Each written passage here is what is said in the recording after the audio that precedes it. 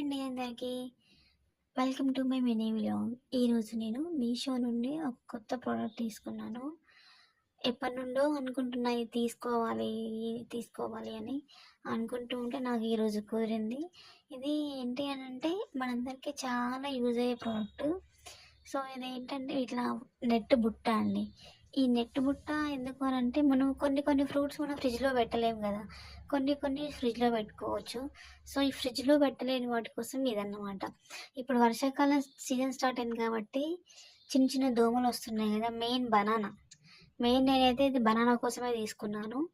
So ఎందుకంటే apples అవేమో మనం ఫ్రిడ్జ్‌లో పెట్టుకోవచ్చు. కాకపోతే ఈ బనానా పెట్టుకున్నా కూడా బాగుండయి కాబట్టి ఈ ఫ్రిడ్జ్‌లో పెట్టలేని ఫ్రూట్స్ కోసం నేను ఇది తీసుకున్నానండి. వీటి వల్ల చిన్న చిన్న దోమలు రాకుండా ఫ్రూట్స్ ఫ్రెష్‌గా ఉంటాయి. Thanks for watching.